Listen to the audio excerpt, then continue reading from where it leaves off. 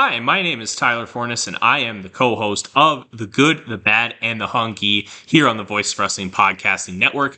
Every week, my co-host Fred Moreland and I discuss all the happenings of All Elite Wrestling and everything going on in the universe of Tony Khan. We talk about Dynamite, we talk about Rampage, and we will talk about Collision when the time comes as well, along with all the appearances outside of AEW from all the best talents in All Elite Wrestling. This is one of the more cohesive wrestling companies in the entire world, and we discuss every intricacy about it, including the unique booking of Tony Khan that is both a huge positive and a major detriment.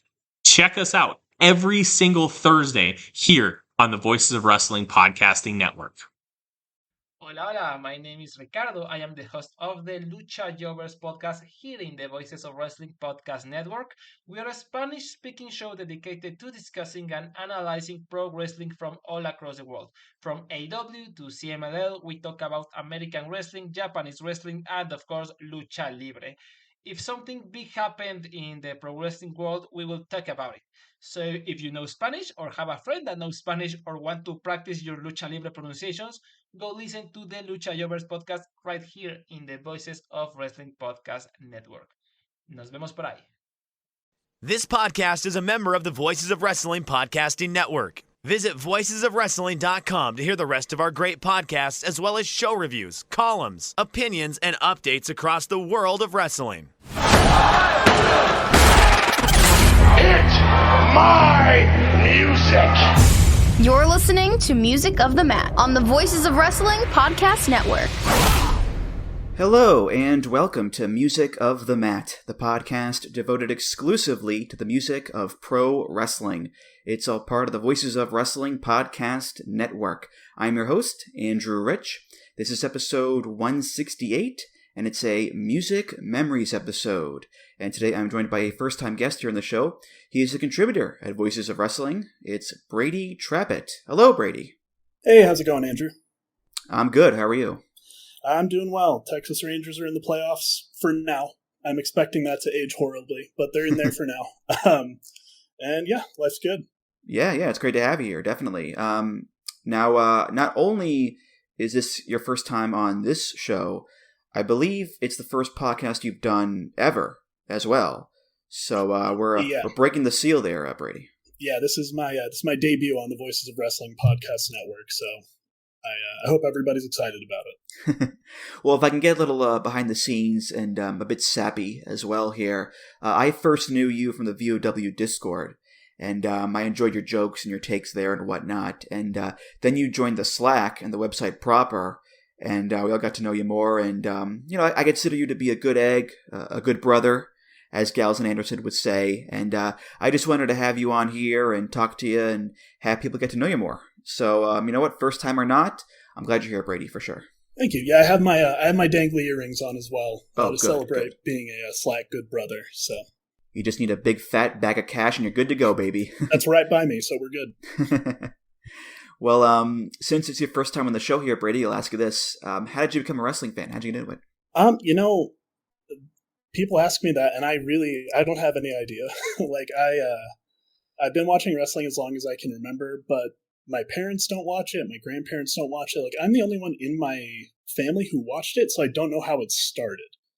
I just remember, my earliest wrestling memory that I have is the last Nitro, and that would have been when I was I don't know, not even 5. So I don't know who put it on, but I appreciate it. Mm-hmm. Mysterious origins. I like it. Yeah. Now, as far as music goes, has that played a big part in your fandom over the years? Oh, yeah, for sure. Music is just a big thing in my life in general. I'm not sure if anybody notices a trend in my posts in the Discord or the Slack, but I'm almost always talking about how much I like people's entrance music. So it's something that I take note of, and that really adds to the presentation for me. Well, you're on the right show. I mean, that's awesome. That's half the battle of being a good podcast guest, I think, is just, showing up to the right place, pretty much. So there you go. Now, today, Brady, we are doing a Music Memories episode. And for those that may not know what that is, Music Memories is when I have on a guest to talk about 3 memories from their wrestling fandom. that are strongly linked to music in some way. It could be a wrestler's theme, it could be a TV or pay-per-view theme, it could be from a game, an album, a movie or show about wrestling perhaps, whatever it may be. And it's not like a typical episode where we analyze these songs. It's more of just a casual conversation about these memories, about these songs. And I think this is a good starter episode for you, Brady. You know, it's a nice, easy conversation. It's not throwing you in the deep end of the pool in terms of, music theory or whatever. It's just, a quick, fun convo about wrestling, Brady. You'll be fine. For sure. Well, let's get to it then. Brady, what is your first music memory for us? I'll give a little intro for it. So, along with not knowing how I started watching wrestling, I also drew the short end of the stick as far as consoles went. So I was an Xbox kid when I was younger. So other than after No Mercy, which would just be music that was compressed to fit onto an N64 cartridge, the first game that I had that was good with a soundtrack was SmackDown vs. Raw 2007. So my first pick is Survive by Rise Against.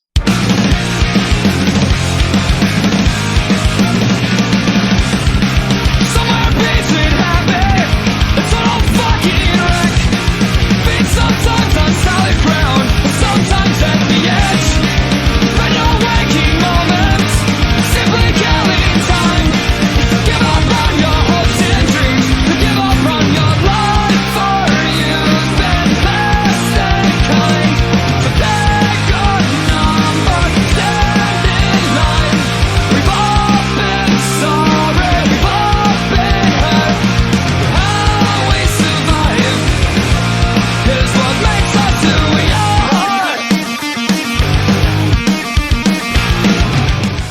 Like I said, first wrestling game that I put a ton of hours into besides No Mercy. Did I like all the soundtrack? No, I actually disliked most of it. But soundtracks used to be a pretty big part of games. In all the menu screens when creating wrestlers, everything like that. And along with just being a memory of the game, it's kind of a time capsule for me for that period of my music fandom and my wrestling fandom. It takes me back to. Did you ever go onto? I believe it was called Cause WS. Where Absolutely, absolutely, yeah. Printing off formulas for my AJ Styles create a wrestler or whatever. Watching No DQ CAW. Shout out to anybody who used to watch that. Watching music videos on YouTube of wrestlers all the time. So it just takes me back to that. It's like a nice time capsule. Mm-hmm. Well, when Sean Sedor did his Music and Memories episode, he also brought up No DQ CAW, which I also watched. So it's nice to meet a fellow enjoyer of, Mr. Clean and what was it, Superman versus Mario videos or whatever they were. So that's pretty cool. Yeah, for sure. I was a big Zagat guy. So. Well, those early SmackDown vs. Raw games, the first one, 06-07, those soundtracks are drilled into my brain because, like you, I didn't just play those games a lot. There was a time, dear listener, when you couldn't just direct download a Create a Wrestler into your game. You had to go to a website, you had to find the formula, you had to print out sheets of paper, and you had to manually, one by one, input these numbers and sliders and color grading coordinates and movesets, and you had to, spend a lot of time making these creator wrestlers. And, did many of them look like the actual wrestler? Probably not, but we did it anyway, damn it. And when you do that, those soundtracks play over and over and over again in a loop, and they stick to you. And Rise Against is one of those bands where I know, I guess, maybe 5 or 6 songs by them, but they're all from video games. This was in SVR07. Give It All was in a bunch of games. Re-Education Through Labor was in Guitar Hero 4. Drones was in one of the Madden games, I believe. And they're just one of those bands where I like the songs I heard. Don't get me wrong, I like these songs. But I never really had an inkling to seek out more of their stuff outside of the games. I think 3 Days Grace is also one of those bands where, I heard them a bunch in video games. But outside of that, I'm good, I think, Brady. Yeah, for sure. Rise Against I think they're an all-time soundtrack band. I'd put them down. I went to look into how many games they've been on soundtracks for today. Just It's a lot. It's like 20 games. It's a ton.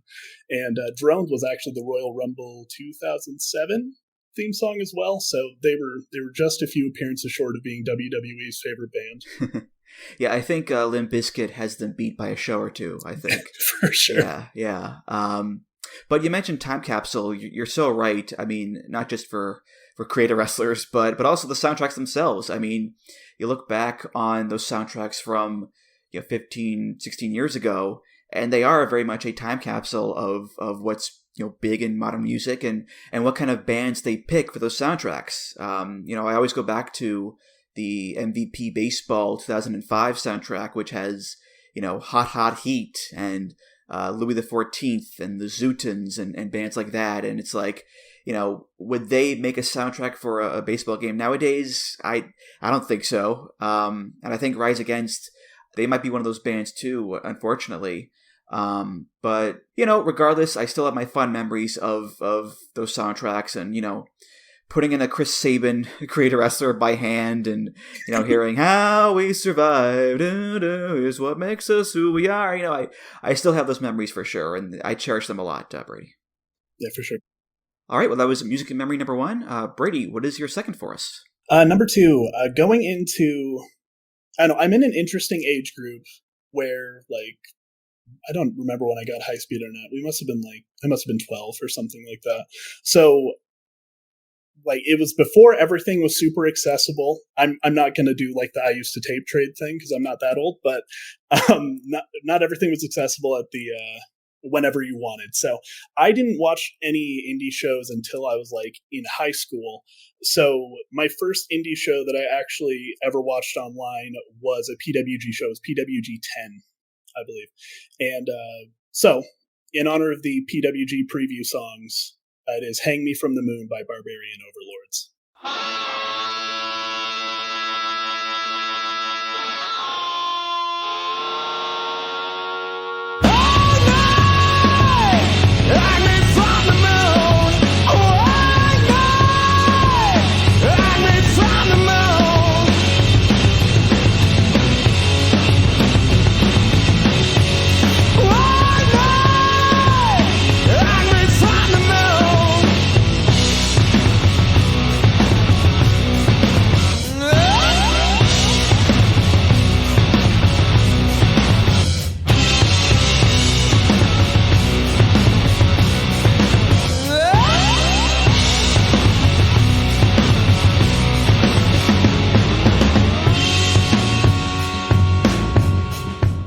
And like I said, that was PWG is the first indie that I ever watched, and it was especially 2013, 2014 PWG, really high bar to start off with. There are so many wrestlers that I was introduced to through PWG.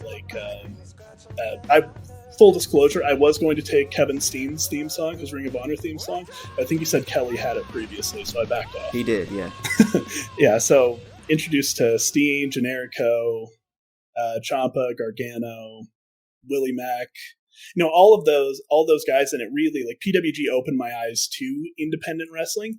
Even though I had heard of it before, PWG was the first company where I actually took the leap and started watching, and it introduced me to so many of these people that are in prominent positions now. Definitely, yeah. As Joe has said on the flagship before. PWG is meant to be an all-star game. It's the best of the best. And you look at the roster that they had, especially during the 2010s, when they were just, during their real peak, the roster was insane. I mean, it's just a who's who of greats. The Young Bucks alone, right there. They made their bones in that company with just so many great performances and matches. And then they made their own company, AEW. So, yeah. Now, as far as this song goes, I remember when PWG ran a lot more frequently from the Legion Hall, I would wait just anxiously every month for a highlight video, and every single one had the same damn song. It was this song, and on the one hand, it's a really good choice. It's this balls to the wall, bluesy rock song, and when the entire video is just highlights of balls to the wall PWG action, no headlocks or chinlocks there. It's a good pairing. After the 30th or 40th video, though, the song does tend to grate on you, I think, a little bit, but I can't binge them. That's for yeah. sure. You gotta space them out. Yeah, but that's Super Dragon. He's not changing anything if he doesn't have to. So, yeah, I've heard this song quite a lot over the years, Brady. For sure. Yeah, they had this one, and they had one that was a little bit slower. I think it was called Static. Yeah, Static in the Attic. And when they played "Hang Me from the Moon," you're like, oh boy, this one, it's serious now. Yeah, I think the biggest changes at PWG over the past number of years or whatever have been changing the venue from the Legion Hall to the Globe Theater and changing the song and the videos. And that's pretty much been it, I think. Oh, you want live streaming? Screw you. Here's a new song. Deal with it. But it also works. It also works with these videos. And it's the same band, too, Barbarian Overlords. I think they're broken up, by the way, because they've only had 2 albums out, the last one in 2014. And I checked their website. It's not been updated in like a decade. So I think this is their only claim to fame, really. But hey, there are worse legacies to have than just having your song played over and over again in PWG videos, really, I think, Brady. Yeah, and in their defense, I mean, it doesn't seem like PWG asked them to make any more music, so I'd probably just rest on my laurels as well. Yeah. A lot of questions abound. Where are they? Are they wrestling fans? Does Super Dragon know them? What's the royalty situation like? Are they getting a taste of these videos at all? I hope they are anyway, but yeah. I'd like to know the lore around it, that's for sure. I know, yeah. But Super Dragon is a very mysterious fellow, so we may never know, unfortunately. But anyway, Brady, what is your third and final music memory for us?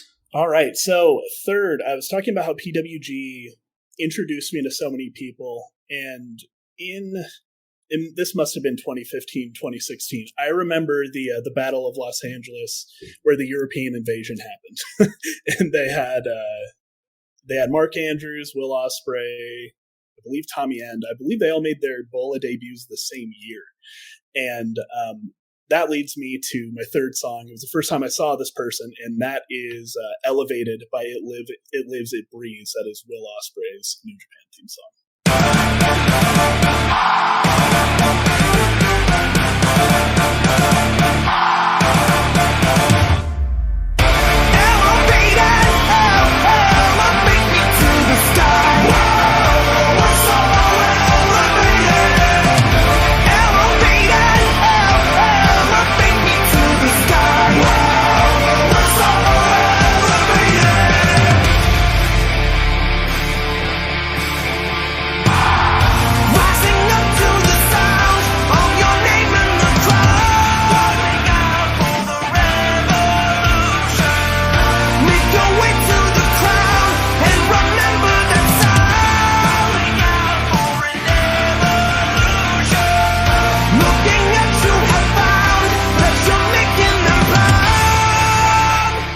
And with Will Ospreay, like there's so much to be said for going back and reliving somebody's glory days. You can go back, you can look at all of Flair's matches, you can look at all of Funk's matches, stuff like that. It's a completely different feeling when you are there on the ground floor and you can watch something as it's happening. Right? And my first exposure to Will Ospreay, either 2015 or 2016 in that Bola, after a little bit, I subscribed to Progress's streaming service, watched every Will Ospreay match that he had up until he lost the title. And then from there goes into New Japan, and there might not be anything more satisfying as a wrestling fan than watching somebody go through the full New Japan ranks, go through junior, go into open weight stuff, go into heavyweight, reach the top of the mountain from there. It's just a really special experience. And when Elevated plays, the tone of a show shifts. Whether it is Forbidden Door this year or whether it's a Sleepy G1 show in Hamamatsu, when Elevated plays, you know that you're about to see something special.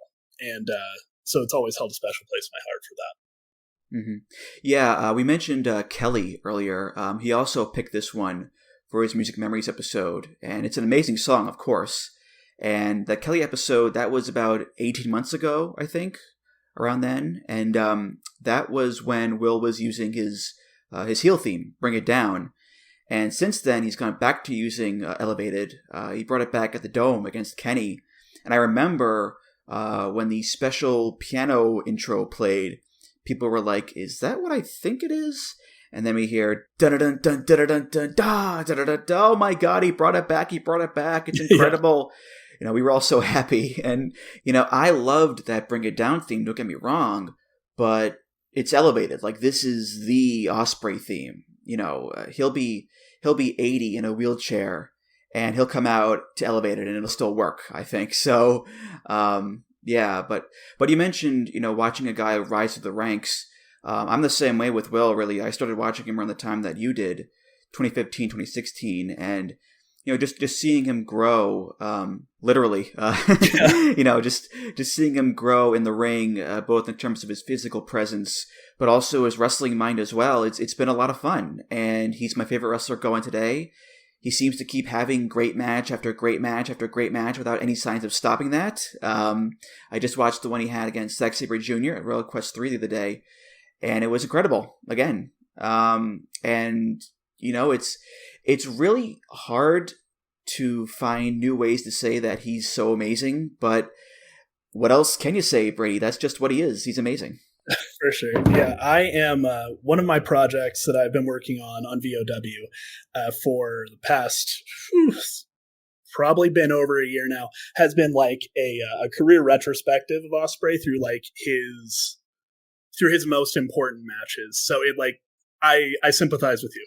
It is tough to come up with more ways to say like this guy's exceptional, but like that's another reason why this song is like so ingrained in my memory, is just that going back through, like watching him from the scrawny little kid in Rev Pro when he faced Okada all the way through to like, I believe his debut was against Kushida at Invasion Attack 2016. Go through, win his G1.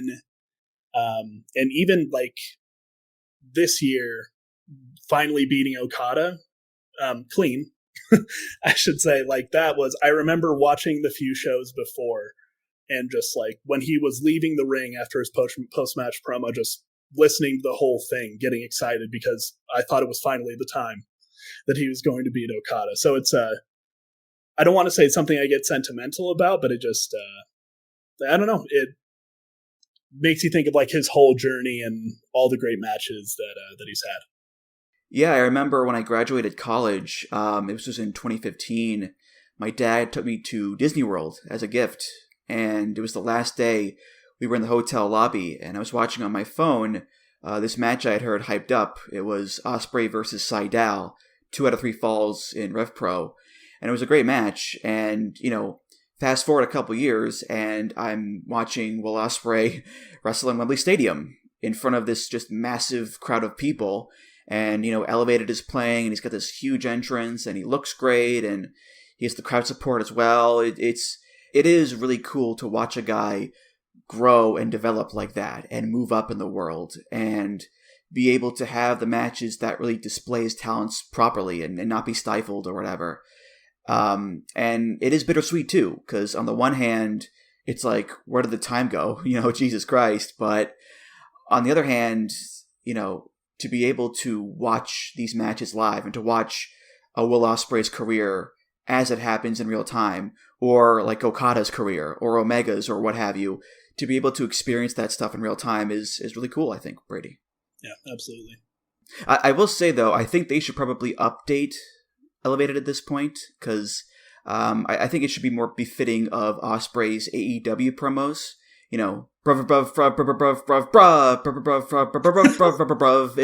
It'd work a lot better, I think, there, Brady. Yeah. I mean, at least he's merchandising it. Like, if he's got the shirts, he might as well add it into the theme song. I'm with you.